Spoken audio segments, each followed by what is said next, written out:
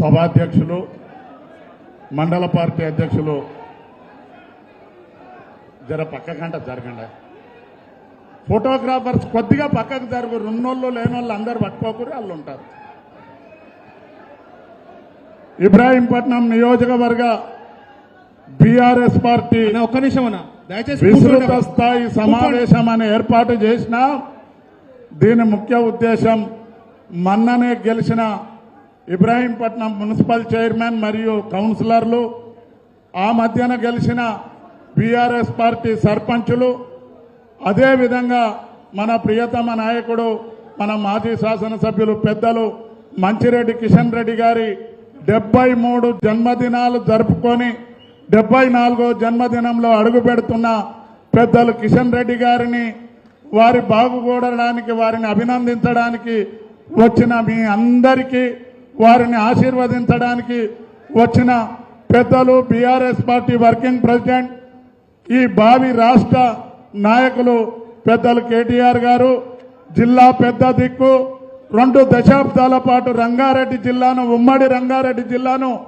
ఒంటి చేత్తో పరిపాలించినటువంటి పెద్దలు సబితా ఇంద్రారెడ్డి గారు, పెద్దలు ఎమ్మెల్సీ తక్కలపల్లి రవీందర్ రావు గారు, వినయ్ కుమార్ గారు వెళ్ళిపోయిరా, వినయ్ భాస్కర్ గారు, వేదిక మీద ఉన్న రమణారెడ్డి గారు, ప్రశాంత్ రెడ్డి గారు, వేదిక మీద ఉన్న పెద్దలు, ఈ కార్యక్రమానికి ఇచ్చేసిన బీఆర్ఎస్ పార్టీ కుటుంబ సభ్యులు, పత్రికా మిత్రులు అందరికీ నా హృదయపూర్వక నమస్కారాలు.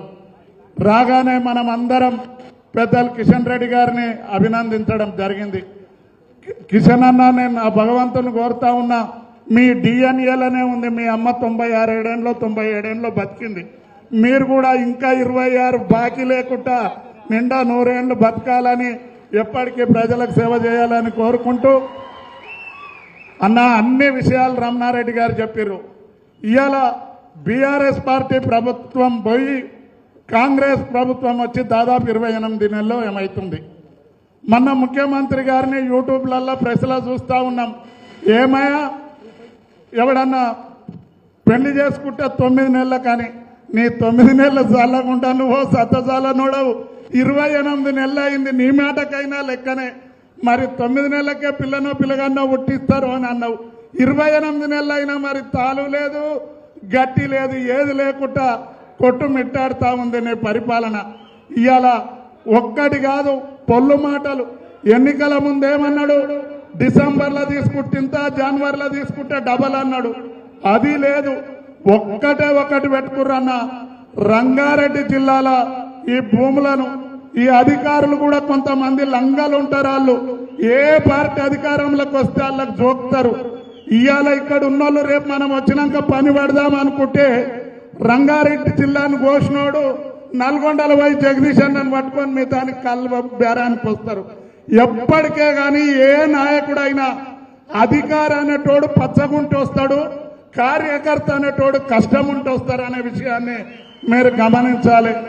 ఇవాళ రంగారెడ్డి జిల్లాలో ఎంత దోపిడీ అంటే, ఒక మా చిన్నతనం దాదాపు 40 ఏళ్ల సంది ప్రజా జీవితంలో ఉన్నాం. ఎంఆర్ఓకి ఒక 5,000 ఇస్తే అయిపోయే పని ఇవాళ కలెక్టర్ గారి దగ్గరికి పోతే 5 కోట్లు కావాలని అడుగుతారు. మా జన్మల కూడా ఇటువంటి రోజులు వస్తాయని ఎవ్వరు కూడా అనుకోకుండొచ్చు.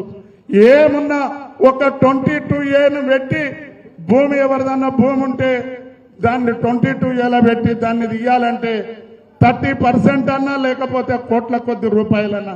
ఎవడయా మన అయ్యల అమ్మలు కష్టపడి తిండి తినక కూడబెట్టుకొని పైసా కూడా పెట్టుకొని కొన్నాం. ఆ కొన్న భూములు సేద్యం చేసుకుంటున్నాం. కేసీఆర్ గారు ముఖ్యమంత్రి అయిన తర్వాత ₹1,00,000 భూమి 2 కోట్లు అయ్యింది. కానీ ఈ దొంగలు వచ్చేమో మా నెత్తి కొడతారు. ఒకసారి మీరు ఆలోచన చేయాలి. రంగారెడ్డి జిల్లాలో ఏ రాజకీయాలలో మేము చిన్ననాటి సంది చూసినా, ఎవరన్నా ఒక తెల్ల బట్టలు వేసుకున్నా, ఏ రూలింగ్లు ఉన్నా, ఎవరున్నా ఒక పైరవకారు పోయి ఓ 10,000 తీసుకుంటే ఓ 1,000 జైలు వేసుకొని 9,000 అధికారికి ఇచ్చి పని చేపించేది. ఇక్కడ నాయకుడు బతికేది, అక్కడ అధికారి కూడా ఇంతో అంతో లాభంతో పని జరిగేది. కానీ ఇప్పుడు ఎమ్మెల్యేలు లేదు, ఎంపీలు లేరు. వాళ్ళ కార్యకర్తలు అయితే ఎండిపోయి రాళ్లే తిడతారు, రాళ్ల సాపన్నే వాళ్ళకి తగులుతుంది.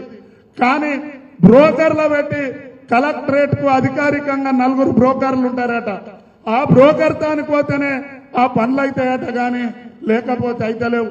రంగారెడ్డి జిల్లాను లూటి పగటితో బందిపోటు దొంగల కన్నా ఎక్కువ దోసుకుంటున్నారు. దీని మీద మీరు ఒక కన్నేయాలి. నిన్ననే పెద్దలు సబితా ఇంద్రారెడ్డి గారు, కిషన్ రెడ్డి గారు, మేమందరం కూడా నాదర్గుల్ భూముల కొరకు పోయినాం. నాదర్గుల్ భూముల కొరకు పోతే ఆయన అడిషనల్ కలెక్టర్ ఆయన కూడా లీవ్ పెట్టి దొబ్బేతామని చూసిండు. మేడం ఫోన్ చేసి బెదిరిస్తే ఉండి మేము పోతే వెనకడికి పెద్ద ఆయన జానారెడ్డి గారు చెప్పేది నక్సలైట్ల విషయంలో చట్టం తన పని తన చేసుకపోతుందని. నిన్న కూడా ఆ స్పెషల్ కలెక్టర్ ఎన్ని అడుగు శ్రవణు, మేడము, కిషన్ అన్న అందరు కింద మీద ఏది పెట్టి చెప్పినా క్యాసెట్ వేసుకొని వచ్చినట్టు వచ్చి చెప్తా ఉండు. ఇంత దుర్మార్గంగా జరుగుతుంది. మేమందరం మీరు పిలుపునిస్తే పెద్దలు సబితా ఇంద్రారెడ్డి గారి నాయకత్వంలో, కిషన్ రెడ్డి అన్న నాయకత్వంలో రంగారెడ్డి జిల్లా భూములను కాపాడుకోవడానికి ఒక ఉద్యమం లాగా చేయాలి. అదే కాకుండా రంగారెడ్డి జిల్లా ఉనికి ఆనాడు పెద్దలు డాక్టర్ మర్రి చెన్నారెడ్డి గారు తెలంగాణ అభిమానించే నాయకుడు. ఆయన పెద్దలు కొండ వెంకట రంగారెడ్డి గారి పేరు మీద స్వాతంత్ర సమరయోధన మీద జిల్లా పెడితే ఆ జిల్లా రూపురేఖలు లేకుండా చేసిర్రు. ఉన్న భూములను ఇట్లా దోసుకుంటారు పోలీసోళ్ళు. పాపం పోలీసోళ్ళే కేసీఆర్ గారి నాయకత్వంలో తెలంగాణ రాష్ట్ర పోలీస్ అంటే ఒక భారతదేశానికి ఒక దిక్సూచిగా వెలిగింది. అయ్యా మా నాయకుని నాయకత్వం, మీ పనితీరు మరి మీకు ఇప్పుడు ఎందుకో బుద్ధి గడ్డి తిన్నట్టు పోలీసు వాళ్ళు ఎట్లుర్రు అంటే ఎమ్మెల్యేల కొడుకులు పెండ్లాలు పోతే కూడా రోప్ పార్టీ పడతారు. మా చిన్నతనంలో ఒక చీఫ్ మినిస్టర్కే రోప్ పార్టీ పట్టేది. అంత దిగజారిపోతారు. మరి ఎందుకో ఒకసారి ఆలోచన చేయాలి. ఇవాళ పోలీసులను నేను ఈ వేదిక మీద ఉండి చేస్తా ఉన్నా. మీ కష్టం వల్లనే ఈ శాంతి భద్రతలను కాపాడిర్రు. మీ అలసత్వం వల్లనే మళ్ళా ఈ రాష్ట్రంలో అలజడి మొదలవుతుందనే విషయాన్ని నేను మీతో మనవి చేస్తా ఉన్నాను. కాబట్టి అన్న ఏదేమున్నా రంగారెడ్డి జిల్లా విలువైన జిల్లా. రంగారెడ్డి జిల్లా ప్రజల మా తండ్రులు తాతలు సంపాదించిన భూములను కొల్లగొడతారు. ఇంకొక విషయం, రామదాస్పల్లి ప్రాంతంలో రామదాస్పల్లి, కొయ్యాడ, సేరిగూడ, బ్రాహ్మణపల్లి గ్రామాలకు చెందిన రైతుల భూములున్నాయి. 1200 ఎకరాల భూమి తండ్రుల కాలంలో కొన్ని 1952లో రిజిస్ట్రేషన్లు చేసుకున్నాం. ఆ భూములను గవర్నమెంట్ కూడా అక్వైర్ చేసింది గతంలో.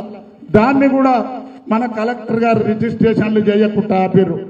మేము రైతు కమిషన్ చైర్మన్ గారిని తీసుకుపోయి కలెక్టర్ గారికి చెప్తే చేస్తామని చెప్పిండు. మళ్ళా తర్వాతనేమో మంత్రి గారిని కలవాలంటుండు. మా భూమికి మీరెవరండి మంత్రి గారిని కలవడానికి? తప్పేం జరిగింది? ఒక్కటి 2 చేతుల దొంగల కన్నా ఎక్కువ దోసుకుంటారు. కాబట్టి రంగారెడ్డి జిల్లా మీద మీరందరూ కూడా దృష్టి పెట్టాలి. మీ నాయకత్వంలో పెద్ద ఎత్తున ఒక జిల్లాను అధికార యంత్రాంగాన్ని స్తంభింపే విధంగా పనిచేయాలని నేను మీతో మనవి చేస్తా ఉన్నాను. ఇక మన లోకల్ శాసనసభ్యుని గురించి సోదరుడు రమణ అన్ని చెప్పిండు. ఇక నేను చెప్పే రోజులు ఇంకా జర దగ్గర, ఇంకా ఒక 5-6 నెలలు అయినాక చెప్తా. ఆయన గురించి ఇప్పుడే చెప్పాను. కాబట్టి మీరందరూ కూడా ఇవాళ మొక్కవాని దీక్షతో అంకుటిత భావంతో ఉన్నటువంటి కార్యకర్తలు, అధికారం ఉన్ననాడు పంట పండంగానే మనం ఇంట్లో అన్ని ఒడ్లు కొట్టి పోసుకుంటాం. ఆ ఒడ్లను మళ్ళా మండెపోసేటప్పుడు నీళ్ళల్లో పోస్తే మండెపోసుడు ఎప్పుడంటే జనరల్ ఎలక్షన్ వచ్చినప్పుడు అసలు గింజలేమో కిందికి దిగుతాయి ఒడ్లు నానవస్తే. ఈ తాల్ కొడుకులేమో అంతా మీదికి తేలుతారు. జనరల్ ఎలక్షన్ రాగానే బయటికి పోతారు. ఆ తాలు ఏడికి పోయినా అది మొలకెత్తేది కాదు, చెట్టు మొలిచేది కాదు. ఏడున్నా తాలుగాళ్ళు మీదనే ఉంటారు. ఏడు అధికారం ఉంటాడో పొద్దున్నే పోతారు. మన ఎమ్మెల్యే గారి దగ్గర కూడా ఒక 5-6 పోయి రోజు పొద్దున్నే కూర్చునేది. అందుకెళ్ళి 3-4 మైనస్ అయ్యారు కొడుకులు. ఎప్పుడు వాళ్ళకే పనే ఉంటది. ఈడ ఉన్నోళ్ళే అసలైన కార్యకర్తలు. ఈ 1000-2000 మంది కూడా, ఈ 2000 మంది ఒక్క గింజ 40 గింజలను పండించినట్టు ఒక్క కార్యకర్త 100 మందిని తయారు చేయగలుగుతారు. మీరెవ్వరు భయపడద్దు. మన తెలంగాణ జాతిపిత కేసీఆర్ గారి నాయకత్వం ఉంది. మన రామన్నుండు, హరీష్ అన్నుండు, మేడం ఉంది, కిషన్ అన్నుండు. ఎవ్వరు కూడా మన జోలికి వచ్చినా ఎవ్వరు వచ్చినా వంగబెట్టి ముడ్డి మీద దాన్ని దమ్ము మనకుంది అనే విషయాన్ని మీతో మనవి చేస్తూ సెలవు తీసుకుంటున్నాను. జై హింద్, జై తెలంగాణ.